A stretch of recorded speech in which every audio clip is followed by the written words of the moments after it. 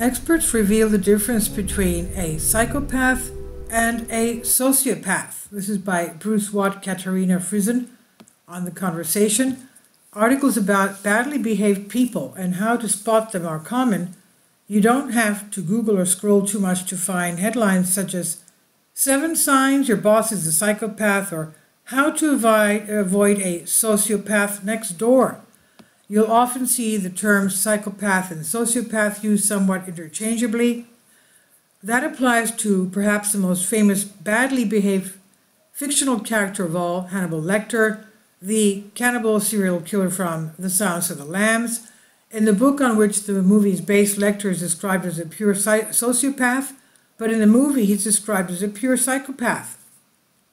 Psychiatrists have diagnosed him with something else entirely. So what's the difference between psychopath and sociopath? As we'll see, these terms have been used at different times in history and relate to some overlapping concepts. What is a psychopath? Psychopath has been mentioned in the psychiatric literature since 1800s, but the latest edition of the Diagnostic Statistical Manual of Mental Disorders, known colloquially as the DSM, does not list it as a recognized clinical disorder.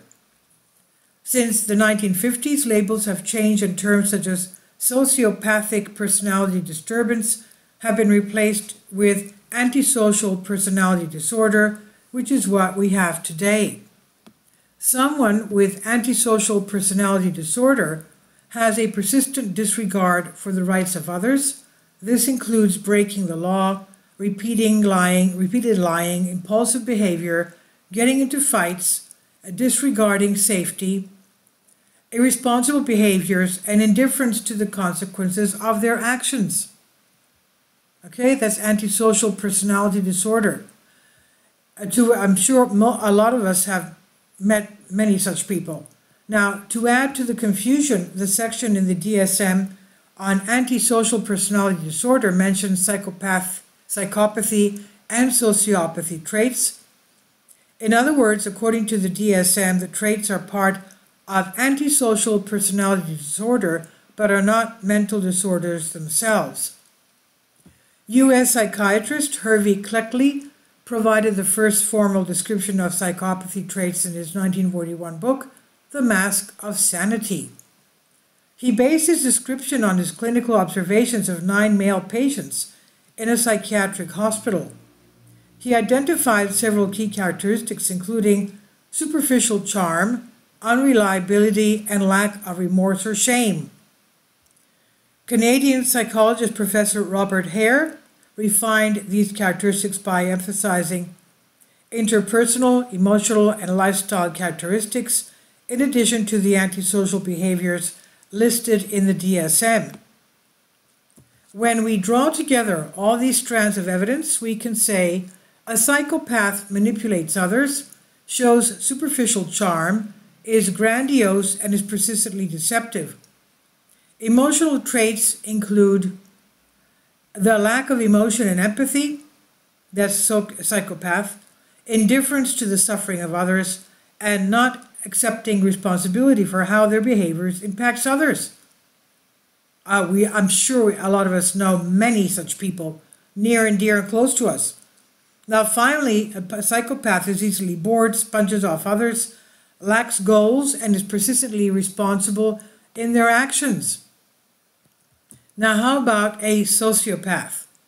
The term sociopath first appeared in the 1930s and was attributed to U.S. psychologist George Partridge. He emphasized the societal consequences of behavior that habitually violates the rights of others.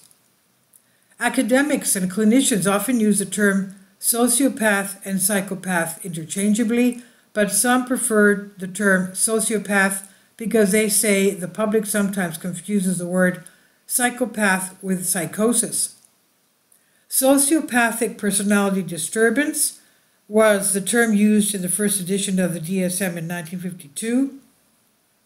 This alleged with the prevailing views at the time that antisocial behaviors were largely the product of the social environment and that behaviors were only judged as deviant if they broke social, legal, and/or cultural rules. Some of these early descriptions of sociopathy are more aligned with what we now call antisocial personality disorder. Others relate to emotional characteristics similar to the Cleckley 1941 definition of psychopathy. In short, different people have different ideas about sociopathy, and even today, sociopathy is less well defined than psychopathy, so there is no single definition of sociopathy that we can give you even today, but in general, its antisocial behaviors can be similar to ones we see in psychopathy. Over the decades, the term sociopathy fell out of favor. From the late 60s, psychiatrists used the term antisocial personality disorder instead. Now, are these people born or made? Both sociopathy, what we now call antisocial personality disorder, and psychopathy have been associated with a wide range of developmental, biological, and psychological causes. For example, people with psychopathic traits have certain brain differences, especially in regions associated with emotions, inhibition of behavior, and problem solving.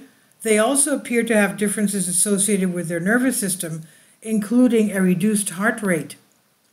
However, sociopathy and its antisocial behaviors are a product of someone's social environment and tends to run in families. These behaviors have been associated with physical abuse and parental conflict. What are the consequences? Despite their fictional portrayals, such as Hannibal Lecter in Silence of the Lambs or Villanelle in TV series Killing Eve, not all people with psychopathy or sociopathy traits are such serial killers or physically violent, but psychopathy predicts a wide range of harmful behaviors. In the criminal justice system, psychopathy is strongly linked with re-offending, particularly of a violent nature. In the general population, psychopathy is associated with drug dependence, homelessness, and other personality disorders. Some research even showed psychopathy predicted failure to follow COVID restrictions, but sociopathy is less established as a key risk factor in identifying people at heightened risk of harm to others, and sociopathy is not a reliable indicator of future antisocial behavior. In a nutshell, neither psychopathy nor sociopathy are classed as mental disorders in formal psychiatric diagnostic manuals. They are both personality traits that relate to antisocial behaviors and are associated with certain interpersonal, emotional, and lifestyle characteristics. Psychopathy is thought to have genetic, biological, and psychological basis that places someone at greater risk of violating other people's rights, but sociopathy is less clearly defined, and its antisocial behaviors are the products of someone's social environment. Of the two, psychopathy has the greatest use in identifying someone who is most likely to cause damage to others. I guess psychological damage is also trauma. Now, this is from The Conversation by Bruce Watt, Associate Professor in Psychology, Bond University, and Katharina Fritzen, Associate Professor of Psychology, Bond University, on Science Alert.